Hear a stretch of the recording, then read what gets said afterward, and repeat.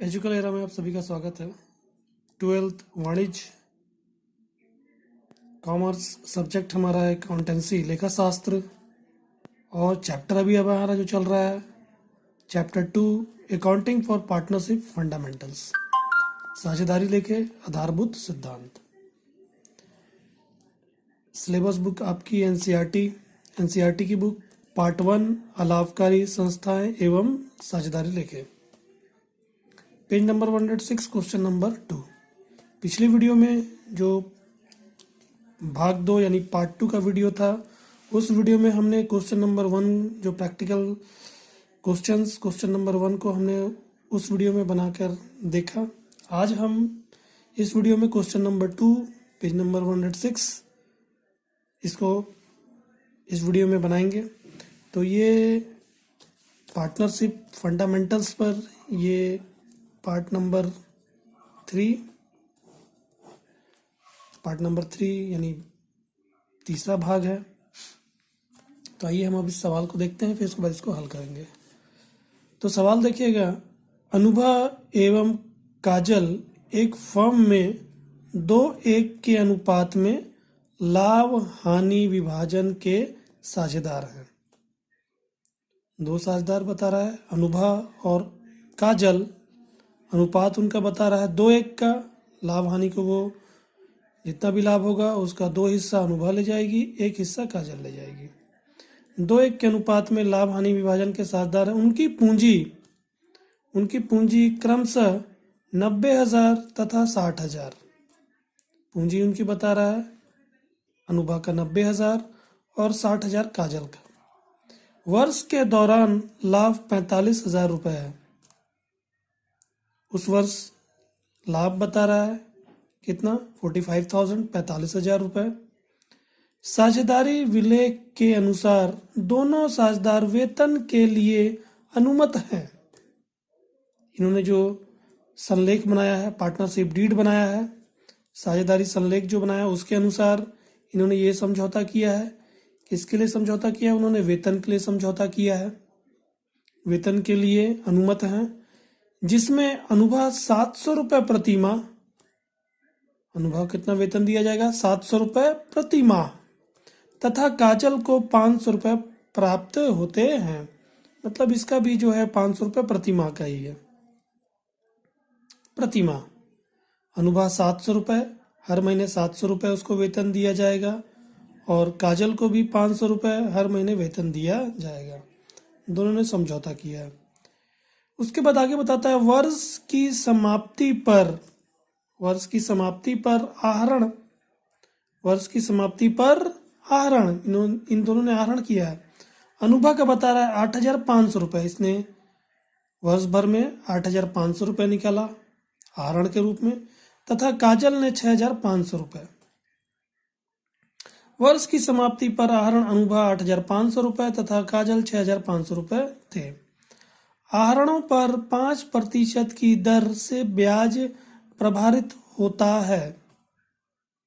कहने का अर्थ है कि ये जो आहरण किए हैं उस पर जो फर्म है क्या कर रही है, 5% से ब्याज लगा रही है। क्या होता है कि आहरण, जब साझेदार आहरण करते हैं, मतलब कि अपने व्यापार से वो क्या कर रहे हैं, अपने निजी उपयोग के लिए पैसा निकाल ले रहे हैं। अपना जो इनका फर्म था उस फर्म से ये लोग क्या किया, अपने निजी उपयोग के लिए उन्होंने क्या किया, इतना इतना पैसा निकाल लिया। तो फर्म क्या कहती है कि ठीक है आपने आहरण कर लिया, अब क्या कीजिए, जितना पैसा आपने निकाला इस पर क्या कीजिए, ब्याज दीजिए। तो वही है, आहरणों पर 5% की दर से ब्याज प्रभावित होता है। फर्म इन पर 5% ब्याज लगाएगी जो इन्होंने आहरण के रूप में पैसा निकाला है। साझेदार का पूंजी खाता तैयार करें और मानकर चलें कि पूंजी अस्थिर है। मतलब कि हमको इस अस्थिर पद्धति से बनाने के लिए बोल रहा है। तो आपने पिछले वीडियो में मैंने आपको बताया था कि 2 विधियां हैं पूंजी खाते बनाने की, एक स्थिर पूंजी पद्धति और दूसरी अस्थिर पूंजी पद्धति। स्थिर पूंजी पद्धति में 2 खाता बनाना पड़ता है, पूंजी खाता और चालू खाता। अस्थिर पूंजी पद्धति में केवल हमको पूंजी खाता बनाना होता है, चालू खाता हमको नहीं बनाना होता। पूंजी खाते से जितने भी बदलाव होते हैं, अल्टरेशन जितने भी होते हैं, जितने भी कमी बेसी जो भी बढ़ाना है घटाना है वो हम पूंजी खाते से ही कर लेते हैं। यहाँ पर हमको अलग से चालू खाता नहीं बनाना होता। जब जब भी आपको अस्थिर विधि कहेगा तो ये पूंजी खाता किस विधि से है? अस्थिर विधि से है। ठीक है, तो आइए हम इस सवाल के हल को देखते हैं। तो आपने सवाल यहाँ पर हमने सवाल को पढ़ा, अब हम थोड़ा सा इस सवाल को याद रखने की कोशिश करते हैं। सवाल हमको बोल रहा है कि दो साझेदार हैं, अनुभा और काजल, इनका अनुपात 2:1 का, अनुपात इनका लाभ बांटने का 2:1 का, इनकी पूंजी 90,000 60,000, इनकी पूंजी 90,000 60,000, लाभ वर्ष भर में 45,000 का, वेतन इन्होंने वेतन के लिए समझौता किया, अनुभा 700 रुपये प्रति महीना वेतन और काजल 500 रुपये प्रति महीना वेतन। उसी तरह वर्ष भर में इन्होंने कितना पैसा निकाल लिया खुद के उपयोग के लिए, निजी उपयोग के लिए आहरण किया, अनुभा 8,500 रुपये और काजल 6,500 रुपये, और आहरण पर ब्याज फर्म लगा रही है 5% की दर से। हमको यहाँ पर पूंजी खाता बनाना है, कौन सी पद्धति से? अस्थिर मानते हुए कि पूंजी हमारी अस्थिर है, अस्थिर पद्धति से हमको पूंजी खाता बनाना है। तो ये हमने अस्थिर पद्धति से पूंजी खाता बनाया, यहाँ पर केवल हम पूंजी खाता खोलेंगे, ठीक ना।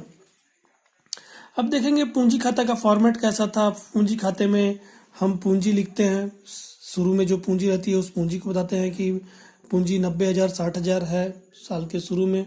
फिर उसके बाद जो मालिकों को दिया जा रहा है, जैसे इस सवाल में आप देखेंगे मालिक को वेतन दिया जा रहा है तो वेतन इनकी पूंजी में जोड़ दिया जाए, मतलब इनकी पूंजी बढ़ेगी।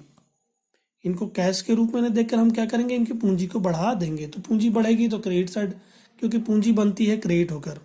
दायित्व है, दायित्व हमेशा क्रेडिट होकर बनता है, दायित्व हमेशा क्रेडिट होकर बनता है, पूंजी दायित्व है हमेशा क्रेडिट होकर बनेगी। ठीक है, तो इनकी पूंजी 90,000 60,000, फिर वेतन इनको प्राप्त हो रहा है तो इनकी पूंजी को बढ़ा दिया जाएगा।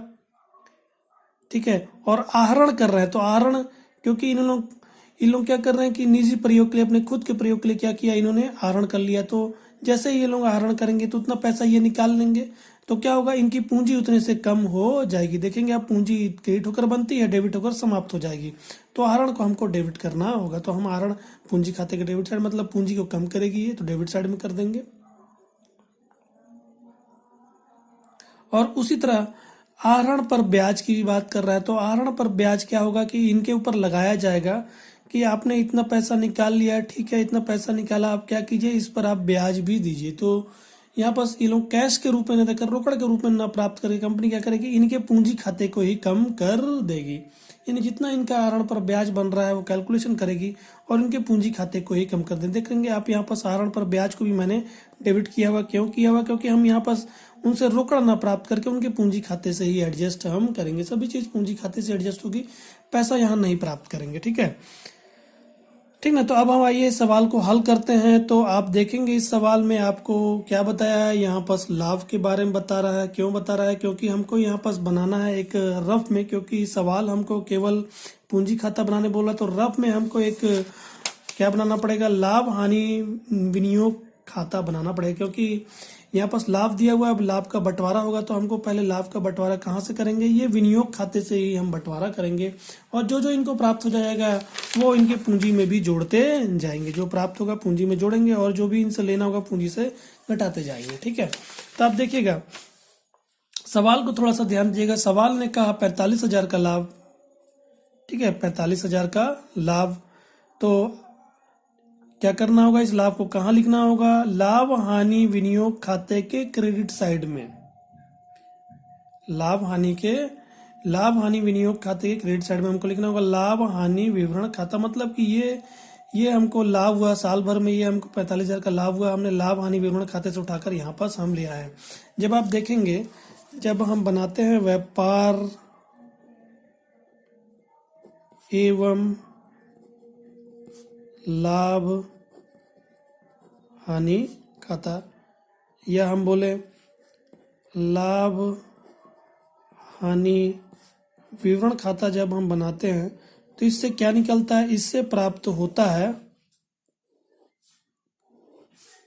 यहाँ पर हम सकल लाभ लिखते हैं, सकल लाभ यहाँ पर लिखते हैं। और उसके बाद इसमें से हम क्या करते हैं, जितने भी अप्रत्यक्ष व्यय उनको क्या करते हैं, घटा देते हैं। फिर यहाँ पर निकल कर आता है शुद्ध लाभ, और ये शुद्ध लाभ क्या होता है, इस शुद्ध लाभ को बांटा जाता है मालिकों में। मतलब कि यहाँ पर हम निकाले शुद्ध लाभ, अब इस शुद्ध लाभ का क्या होगा, बंटवारा होगा मालिकों में। तो वहीं यहाँ पर ये जो बन रहा है, ये जो इनको लाभ हुआ, जो फर्म को लाभ हुआ, वो उसका बंटवारा हो रहा है। ठीक है, तो यहाँ पर हम देखेंगे पहले जो मालिकों को जो जो चीज इनके समझौते के अनुसार दी जा रही, पहले उनको इसमें से घटा दिया जाएगा। फिर बाकी का जो पैसा बचेगा उसको हम क्या करेंगे, इनके लाभ हानि जो अनुपात इनका बना उसमें बांटेंगे। ठीक है, तो सवाल को आप देखते हैं। तो सवाल में 45,000 का लाभ, और क्या हो रहा है, वेतन उनको दिया जा रहा है 700 रुपये, 500 रुपये प्रति महीने के हिसाब से। और क्या हो रहा है, उन्होंने आहरण किया है, आहरण पर ब्याज लिया जा रहा है। तो ब्याज जब लिया जा रहा है तो वो क्या है, इनके लिए लाभ ही है, क्योंकि मालिक से क्या करेंगे, पैसा ब्याज के रूप में प्राप्त करेंगे। ठीक ना, तो कंपनी को क्या हो रही है, यहाँ फर्म को क्या हो रही है, लाभ हो जा रहा है। तो लाभ क्या होगा, इसमें जुड़ जाएगा, क्योंकि ये पैसा इनसे प्राप्त करना है, ये पैसा इनसे प्राप्त करना है, तो एक तरह से लाभ ही हो गया। तो हम क्या करेंगे, लाभ हानि नियोजन खाते की इधर क्रेडिट साइड में लिख देंगे। लाभ इधर से बनता है और वह हानियां इधर लिखी जाती हैं। आय और लाभ को इधर लिखा जाता है, क्योंकि ये लाभ हानि खाते का सारांश है, इसी का सारांश है, यानी इसी के जैसा ये भी बनता है। तो देखेंगे जब आप लाभ हानि खाता बनाते हैं तो क्या करते हैं, जितने भी आय और लाभ होते हैं आप उसको क्रेडिट करते हैं। फिर उसके बाद इधर क्या करते हैं, जितने भी व्यय और हानियां होती हैं उसको आप डेबिट करते हैं। इसमें से यदि इधर का जोड़ ज़्यादा है तो उसमें से क्या करते हैं, आप इसको घटाते हैं, तो आपका शुद्ध लाभ निकल कर, क्योंकि ये हमारा आय और लाभ ज़्यादा है। अगर इधर का जोड़ ज़्यादा है तो इसका मतलब कि हानि हो जाती है, तो यहाँ पर शुद्ध हानि हम लिखते हैं। ठीक है, तो इसी टाइप का, यानी कि इसी का सारांश होता है, इसी के जैसा बनता है। ठीक है, तो उसी तरह लाभ हानि विनियोग खाता क्या है, लाभ हानि खाते का ही सारांश है। ठीक ना, ठीक है, तो हम देखते हैं यहाँ पास 45,000 का लाभ हुआ, 45,000 का लाभ हुआ, लिख देंगे इसको, क्योंकि शुद्ध लाभ आप देखेंगे इसके डेबिट है, इसका मतलब लाभ हानि खाता। ठीक ना, इसके डेबिट साइड में लिखा हुआ है, लाभ हानि खाते के डेबिट साइड में लिखा हुआ है, इसका मतलब कि लाभ, ये क्रेडिट साइड ज़्यादा है, इधर का जोड़ ज़्यादा है, ये क्रेडिट शेष है, क्रेडिट ज़्यादा है इसलिए क्रेडिट शेष है। अब हम क्या करेंगे, इसको जो ये क्रेडिट शेष है उसको उठाकर यहाँ पास ले जाएंगे। तो क्या करना होगा, लाभ हानि विवरण खाते को डेबिट करना होगा और लाभ हानि विनियोग खाता को हम क्रेडिट कर देंगे। तो इसे क्रेडिट साइड में यहाँ पास ले जाएगा। जनरल एंट्री आप जब देखेंगे तो हम इस लाभ को, जो शुद्ध लाभ हुआ उसको उठाकर हम यहाँ ले जा रहे हैं। तो इसका क्रेडिट साइड का जोड़ ज़्यादा है तभी आपको लाभ होगा, मतलब कि क्रेडिट शेष है। तो लाभ हानि विवरण खाता क्या हो जाएगा, डेबिट हो जाएगा, और लाभ हानि नियोजन, लाभ हानि विनियोग खाता क्रेडिट हो जाएगा। 45,000 का शुद्ध लाभ, 45,000 का शुद्ध लाभ, यही इसी जनरल के हिसाब से हम इसको लिख रहे हैं। तो आप देखेंगे यहाँ पास लाभ हानि विनियोग खाते को हमने क्रेडिट किया तो इसके क्रेडिट साइड गए, और ये डेबिट में क्या लिखा हुआ, लाभ हानि विवरण खाता। लाभ हानि विवरण खाते को हम लिख देंगे 45,000 रुपये, ये लाभ हो गया। अब इस लाभ में से क्या क्या दिया जा रहा है, वेतन दिया जा रहा है इनको, अनुभा को 700 रुपये महीने के हिसाब से, 12 महीने का 8400 रुपये होता है। काजल को 500 रुपये 12 महीने का 6,000 रुपये हो जाता है। इन दोनों का जोड़कर 14,400 रुपये का वेतन दिया जा रहा है। ठीक है, यहाँ लिखने के पश्चात हम क्या करेंगे, इसका दूसरा प्रभाव भी डालेंगे। कहाँ पास, हम इसका दूसरा प्रभाव इनके पूंजी खाते में बढ़ा दिया जाएगा, क्योंकि ये पैसा इनको रोकड़ में प्राप्त होना चाहिए था, मगर हमने रोकड़ में न देकर, फर्म इसको रोकड़ में न देकर क्या करती है, इनके पूंजी खाते को ही बढ़ाती है। क्रेडिट होकर पूंजी बढ़ती है, तो 90,000 की इनकी पूंजी थी, अब वेतन उसी में जोड़ देंगे 8,400 और 6,000 रुपये। फिर सवाल क्या कहता है, फिर सवाल कहता है कि यहाँ पास आपने देखा 45,000 हमने इसका कर दिया, वेतन का भी हमने कर दिया। आप देखेंगे इस 90,000 और 60,000 को भी हमने यहाँ पास लिख दिया, शेष लाया गया 90,000 और 60,000। ठीक है, इस 700 रुपये का भी हमने यहाँ पास एक दो जगह प्रभाव दिया। उसके बाद आप देखेंगे यहाँ पास लिखा है 8,500 रुपये, 6,500 रुपये, किसका, आहरण का। तो आहरण का केवल हमको पूंजी खाते में ही प्रभाव डालना होगा, क्योंकि आहरण का इससे लाभ से कोई संबंध नहीं है। इसमें किसको लिखा जाएगा, आय या लाभ, आय या लाभ को ही लिखा जाएगा, व्यय या हानि को ही लिखा जाएगा। आहरण जो है उन्होंने खुद के उपयोग के लिए, निजी प्रयोग के लिए पैसा निकाला है, तो हम क्या करेंगे, डायरेक्टली इसके पूंजी खाते को कम कर देंगे। पूंजी खाते में आएंगे, पूंजी इधर से बनती, इधर करके क्रिएट करके इसको समाप्त किया जाएगा, पूंजी को कम किया जाएगा। आहरण 8,500 और 6,500, एक ही जगह इसका प्रभाव पड़ेगा। ठीक, फिर उसके बाद आगे लिखता है आहरणों पर 5% की दर से ब्याज प्रभावित होता है। आहरण पर 5% की दर से ब्याज लगाया जाएगा, तो जो मालिक है उन्होंने जो पैसा निकाला उस पर फर्म क्या करेगी, इन पर ब्याज लगाएगी। तो जैसे ब्याज लगाएगी तो फर्म को आय प्राप्त हो रहा है, मालिकों से क्या हो रहा है, उसको आय प्राप्त हो रहा है। ठीक है, तो क्या करेगी, वो अपने लाभ में इसी को जोड़ देगी। तो आप देखेंगे आहरण पर ब्याज, अनुभा ने कितना आहरण किया, 8,500 रुपए, 5% की दर से 425 रुपए होता है। कैलकुलेशन आप करेंगे, 8,500 गुणित 5/100, 5%, 8,500 गुणित 5/100 तो आएगा 425 रुपए। आप काट के देखेंगे तो 85 को 5 से गुणेंगे, 85 को 5 से गुणा करेंगे तो 425 रुपए होता है। फिर उसी तरह काजल का 6,500 रुपए इसने आहरण किया, उस पर 5% की दर से 325 रुपए होता है। तो दोनों के मिलाकर हो जाता है 750 रुपए उसको आय प्राप्त हो रहा है आहरण पर ब्याज के नाम से, मालिक के द्वारा इसको इसी लाभ में जोड़ दिया जाएगा। ठीक है, इसका एक जगह प्रभाव हो गया। अब दूसरी जगह प्रभाव क्या करेंगे, क्योंकि ये आय के रूप में प्राप्त हो तो रहा है कंपनी को, फर्म को, और फर्म क्या करेगी, इस पैसे को मालिकों को ही बांट देगी। ठीक ना, तो आप देखेंगे यहाँ पर आहरण पर ब्याज, ये अपने लाभ को बढ़ा दिया। फिर उसके बाद दूसरा प्रभाव क्या पड़ेगा, अब भाई आहरण पर ब्याज जब लगा तो इनसे पैसा लेना चाहिए था, तो फर्म इनसे पैसा ना लगा क्या करेगी, इनके पूंजी खाते को ही कम कर देगी। मतलब इससे पैसा प्राप्त होना चाहिए था, मगर पैसा प्राप्त न करके इनके पूंजी खाते को ही कम कर देती है। आहरण पर ब्याज डेबिट करना पड़ेगा 425 और 325 रुपए। हमने यहाँ पर आहरण पर ब्याज पे भी 2 प्रभाव डाल दिया। फिर लिखा है साझेदारों का पूंजी खाता तैयार करें और मान कर चलें कि पूंजी अस्थिर है। तो हमने शुरू से इस सवाल को देखा। सवाल को आप देखेंगे, पहले आपको बता रहा था पूंजी के विषय में, तो पूंजी जो 90,000 60,000 ये साल की शुरू की पूंजी है। पूंजी खाते में आएंगे, लिखेंगे शेष लाया गया 90,000 60,000, पूंजी इनकी बताएंगे।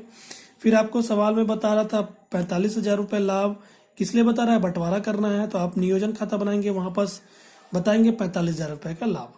फिर उसके बाद आपको बता रहा है वेतन के विषय में, तो वेतन का 2 जगह प्रभाव डालना होगा। एक तो इनकी पूंजी को बढ़ाना होगा, क्योंकि वेतन जब दिया जाएगा तो इनको कैश के रूप में दिया जाएगा, तो कैश ना देकर हम फर्म क्या करेगी, इनके पूंजी को इतने से बढ़ा देगी। और दूसरा, ठीक ना, अब लाभ का बंटवारा हो रहा है, तो लाभ का जब बंटवारा, तो ये 700 रुपए कहाँ से, लाभ में से ही बांटा जाएगा।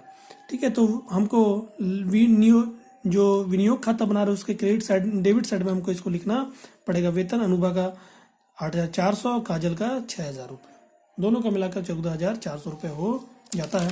फिर उसी तरह सवाल आपको आगे बोल रहा था क्या, आहरण के विषय में बताना। तो आहरण मतलब निजी उपयोग के लिए पैसा निकाले तो इनकी पूंजी कम हो जाएगी, पूंजी बनती है क्रेडिट होकर, डेबिट होकर समाप्त होती है, तो आपको इसको डेबिट के कम करना है, तो डेबिट में इसको लिखना होगा। फिर आगे बोलता है आहरण पर ब्याज, आहरण पर ब्याज किनसे, मालिकों से प्राप्त करेगी। तो यहाँ पर फर्म को लाभ हो रहा है, मालिक से पैसा प्राप्त करेगी, तो इसको अपने लाभ को वो बढ़ा के पहले बताएगी। आहरण पर ब्याज 425 और 325, तो अब जब इन पे आहरण पर ब्याज लगा दी तो इनसे पैसा प्राप्त करना चाहिए था, कंपनी इनसे पैसा ना प्राप्त करके क्या करेगी, इनके पूंजी को ही कम कर देगी। तो आहरण पर ब्याज इधर डेबिट साइड लिखेगी 425 और 325। अब हमारा सवाल पूरा हो गया। फिर उसके बाद यहाँ पर बोलता है पूंजी खाता तैयार कीजिए, और ये मान के चले कि अस्थिर है, तो हमने यहाँ पर पूंजी खाता बना दिया है। अब पहले हम इसको बंद करेंगे, जो भी लाभ होगा उस लाभ या हानि जो भी होता है उसको हम हस्तांतरित करेंगे पूंजी खाते में। तो आप देखेंगे इधर का जोड़ आता है 45,750, और अभी हमने यहाँ केवल इसी को लिखा है, ये नहीं है, ये तो मैंने एडजस्टमेंट किया। ठीक ना, जो भी लाभ बचेगा उसको हम इनके लाभ हानि अनुपात में बांट कर इनके पूंजी खाते में वापस फिर बढ़ा देंगे। इधर का जोड़ आता है 14,400 रुपए, ये केवल वेतन के विषय में बताया हुआ था। ठीक है, तो अब 45,750 में जब 14,400 रुपए घटाएंगे तो हमारा बचता है 31,350 रुपए। अब इस 31,350 रुपए मतलब ये बचा हुआ लाभ है, इसमें से वेतन दे दिया, इसमें से जब वेतन दे दिया तो बाकी बच जाता है 31,350 रुपए। उसको क्या किया जाएगा, इनके लाभ हानि अनुपात जो है इन्होंने 3, 2 और 1 का जो बनाया उस अनुपात में बांटकर इनको दे दिया जाएगा। तो देखेंगे पूंजी खाता में ये लाभ कहाँ जाएगा, पूंजी खाते में इनके पूंजी को बढ़ा देगा। लाभ है तो उनके पूंजी में ही जोड़ देंगे, अगर हानि हो तो पूंजी को कम करते हैं। ठीक है, तो आप देखेंगे यहाँ पास मैंने लिखा है पूंजी खाता, मतलब कि लाभ हानि नियोजन खाते को मैंने डेबिट किया है क्योंकि इसके डेबिट साइड लिखा हुआ है, और पूंजी खाते को मैंने क्रेडिट किया है। तो आप देखेंगे यहाँ पर जब पूंजी खाते में जाएंगे तो उसे क्रेडिट साइड में हमको लाभ के रूप में दिखाना होगा, लाभ हानि विनियोग खाता लाभ के रूप में। ठीक है, तो आप देखते हैं इसका, तो 31,300 अनुपात इनका था 2:1 का, तो 2 और 1 को जब जोड़ते हैं तो आता है 3, मतलब 2/3। 31,350 का 2/3 हिस्सा अनुभाग को, तो 31,350 का 2/3 हिस्सा निकालेंगे तो निकल कर आएगा 20,900 रुपए। करके देखेंगे आप, जब इसको काटेंगे तो यहाँ पास आएगा 10,450। 10,450 को जब 2 से गुणा करेंगे तो 20,900 आता है। फिर इसी तरह 31,350 का 1/3, 2:1 का अनुपात 1/3, तो 10,450 रुपए। दोनों को जोड़ेंगे आप तो 31,350 रुपए होता है।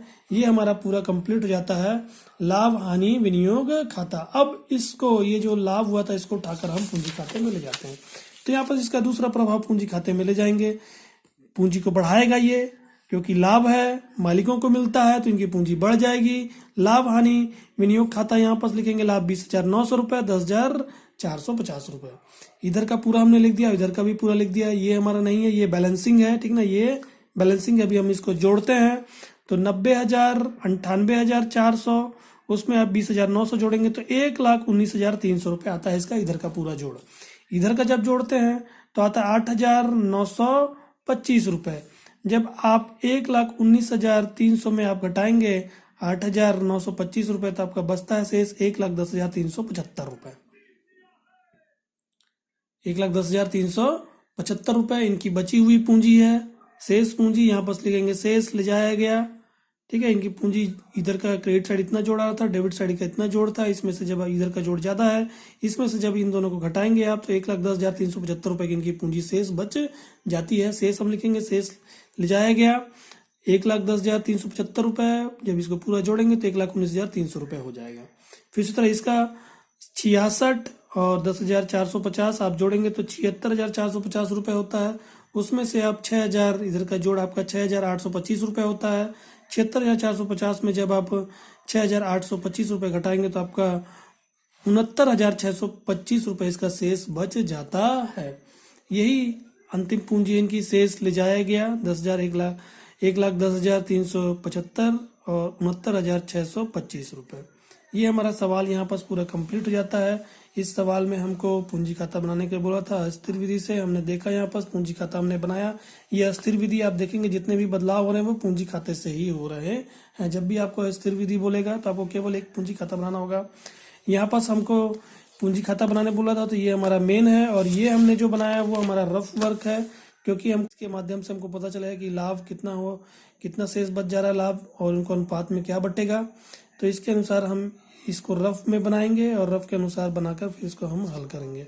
तो आशा करता हूँ कि आपको ये जो सवाल दूसरे नंबर का सवाल है एनसीईआरटी की बुक से, पेज नंबर 106, क्वेश्चन नंबर 2, ये सवाल आपको समझ आया होगा। और यदि मेरा वीडियो अच्छा लगे तो प्लीज़ इसे लाइक और शेयर करना ना भूलें, और मेरे चैनल को भी सब्सक्राइब कर लें और नोटिफिकेशन बेल को भी प्रेस कर लें, जिससे आने वाले वीडियो का नोटिफिकेशन आपको प्राप्त होता रहे। तो आज के लिए बस इतना ही, धन्यवाद।